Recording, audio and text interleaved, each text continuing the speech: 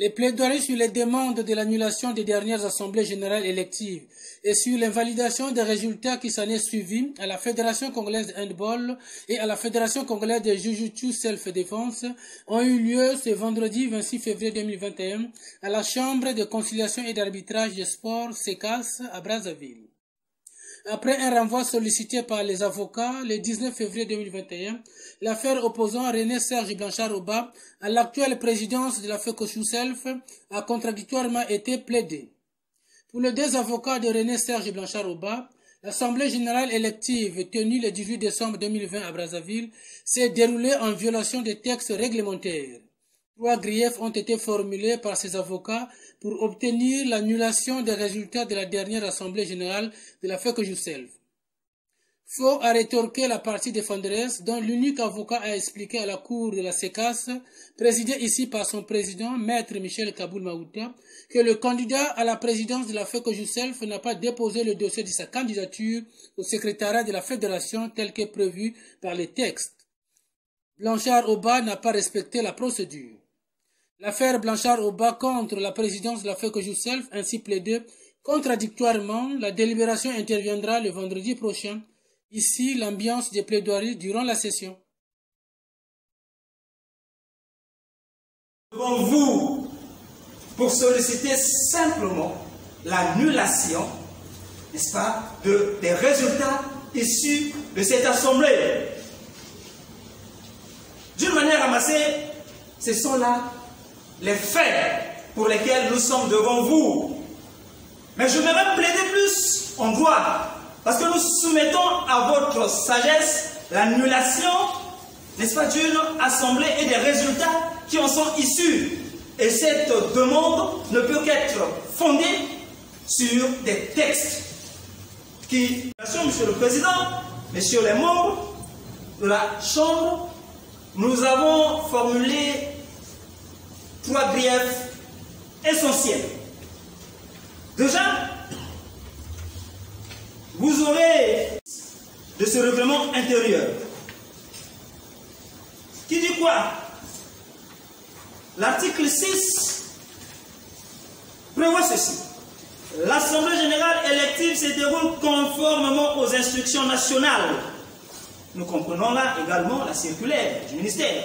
Conformément aux instructions nationales relatives à l'organisation des assemblées générales électives et aux normes des instances internationales. Et l'alinéa 2 de ce règlement intérieur dit « Toute procédure contraire à l'article 5 et à la présente disposition sera nulle et de nul effet. » Et c'est pour ça il a violé les textes. Et donc la conséquence de toutes ces violations, c'est quoi? C'est l'annulation. Et votre juridiction doit rendre des décisions à vocation moralisatrice de ces fédérations, pour que ces choses-là ne se répètent pas. Et pour qu'il n'y ait pas aussi l'effet de Covid-19, ce virus filtrant, pour que ça ne passe pas d'une fédération à l'autre. Arrêtez ça! Parce qu'il a enfilé les contre-vérités comme les perles. Les contre-vérités. Alors, je vais répondre de façon succincte et sur les points focaux de sa plaidoirie. Il a semblé vous présenter le fil conducteur de cette affaire de façon dispersée comme les molécules dans les gaz pour s'aimer une espèce d'embrouille dans votre esprit. Ce qui n'est pas le cas. Ce qui n'est pas le cas. Parce que vous avez la tête sur le qui-vive. Je vais répondre sur l'huissier. L'huissier de justice est un officier ministériel à qui on recourt lorsqu'on constate les irrégularités, les violations ou, on peut même dire, un trouble à l'ordre public. Comment pensez-vous que M. René-Serge Blanchard-Oba ait appelé l'huissier de justice avant le début de l'Assemblée générale élective, alors que lui, en y allant, il était de bonne foi que le corps électoral, consensuellement, communément approuvé, co-signé par les deux partis, devait être respecté. Mais quand il y est temps, donc quand il arrive, qu'il y a plusieurs irrégularités, mais puisqu'il est légaliste, il est républicain, je vous l'ai dit, quel est l'autre moyen pour lui d'exprimer ou de présenter vis-à-vis de votre auguste juridiction pour une censure, pas éventuelle mais confirmée, ces irrégularités, c'est de faire appel à un huissier de justice. L'huissier de justice, il n'est pas membre de la FECOJUSAL, s'il vous plaît, pour qu'il prenne place aux assemblées générales ordinaires électives. On y recourt qu'en cas d'extrême nécessité, d'extrême urgence. C'est ce qu'il a fait. Alors, Monsieur le Président, il y a un principe qui dit que à situation exceptionnelle, mesure exceptionnelle. Mais vous voyez qu'avec... Les points inscrits à l'ordre du jour sont examinés. Le point relatif à la recevabilité ou non des candidatures est évoqué. M. René Serge Blanchard-Roba sollicite un huis clos. Le huis clos est accordé. Malheureusement, ce huis clos ne prospère pas puisque il avait été décidé d'examiner le point relatif à la recevabilité ou non de l'Assemblée générale. Ce point constituant une épine dans son pied. Il va trouver une porte de sortie. Comme on le fait bien souvent et on sait le faire. Il a quitté la salle. Il a créé l'incident en quittant la salle. Voilà pourquoi nous avons aujourd'hui cette procédure qui a été, dont les brèches ont été colmatées. Et nous allons démontrer pourquoi les brèches de cette procédure ont été colmatées. Que nous terminons avec les faits pour ouvrir la brèche sur la réponse aux différents griefs, prétendus griefs. Monsieur le Président, messieurs les membres de la Chambre, vous allez lire la violation des candidatures, c'est ce que M. René Serge Blanchard-Roba a cru faire observer à votre Chambre comme étant un moyen, comme étant un grief pouvant justifier l'annulation de l'élection du 18 décembre. Mais ce moyen ne peut prospérer simplement parce que pour le dépôt des candidatures, le point 3 de la circulaire du 4 juin 2020 fait obligation à tout candidat de déposer son dossier au secrétariat de la fédération. La question est de savoir si René Blanchard, Serge Blanchard-Roba et autres ont déposé leur dossier au secrétariat de la fédération. À cette question, la réponse est négative. Ils ont plutôt déposé directement leur dossier à la direction générale des sports, ce qui est une violation de ce texte. Alors, pourquoi revendique-t-il, réclame-t-il des droits sur un texte qu'il a lui-même violé? Peut-il faire la preuve maintenant, en ce moment précis où nous plaidons ce dossier, de ce que son dossier de candidature a été déposé au secrétariat de la fédération?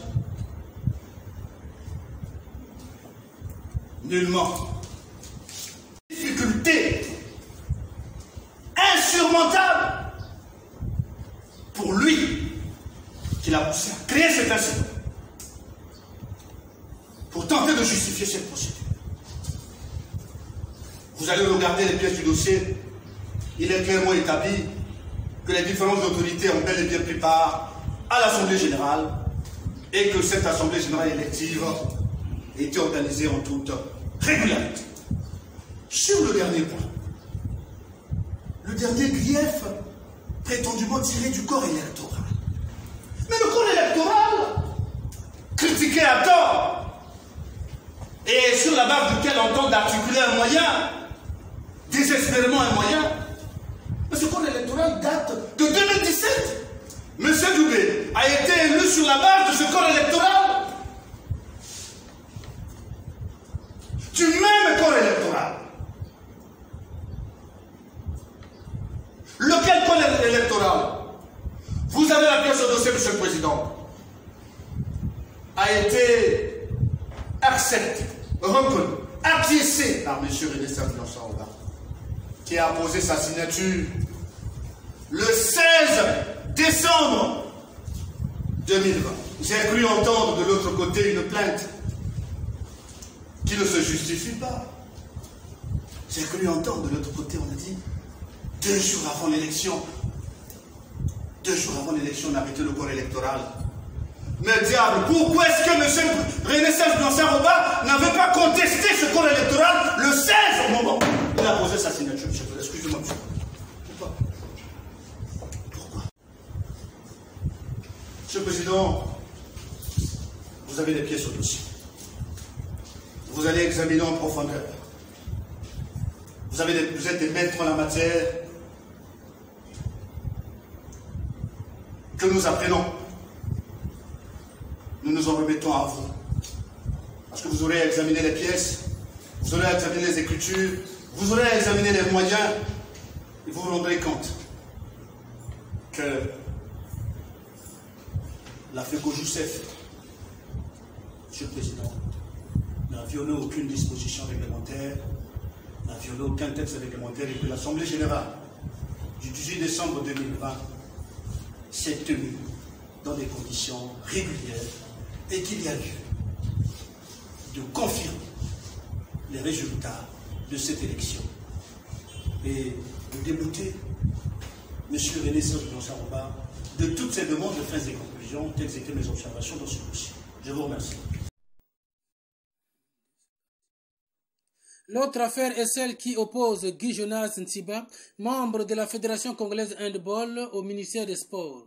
Son avocat présent à la session a plaidé pour l'annulation de l'Assemblée générale élective de la Fédération congolaise handball tenue le 19 décembre 2020 et l'invalidation des résultats qui s'en est suivi.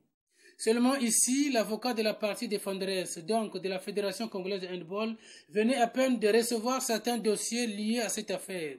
Il a donc jugé bon de solliciter un renvoi pour mieux préparer sa défense. Renvoi accordé par la Cour. D'invalidation. Au fin d'annulation de l'Assemblée générale élective du 19 décembre 2020 et d'invalidation des résultats qui en sont issus. Mais de quoi s'agit-il? Monsieur le Président, Messieurs les membres de la Chambre de conciliation et d'arbitrage, pour vous permettre de comprendre la réalité des faits et de statuer sur le bien fondé de demande de M. Guy Jonas Ntsiba, un rappel des faits de la cause s'impose, comme le recommande d'ailleurs l'article 12 du règlement de procédure sur l'arbitrage. M. Guy Jonas Ntsiba était candidat à l'élection au poste de président de la FECOHAND. Et la participation de ce dernier à cette élection, en réalité, marquait la fin de l'Olympiade 2017-2020. Or, au terme, non seulement des statuts, mais également du règlement intérieur et des directives, la fin de cette Olympiade devait se caractériser par la tenue de 2 assemblées. Une assemblée générale ordinaire et une assemblée générale élective. Et pour la tenue de ces assemblées, le ministère en charge des sports avait pris une circulaire portant instruction à cet effet. Et avec la tenue, des rencontres ont eu lieu entre la Fédération congolaise de handball et le ministère en charge du sport. A constaté la violation de ces textes et a annulé l'Assemblée générale élective du 9 décembre 2020. Et par la même occasion, va invalider qui est la violation des textes.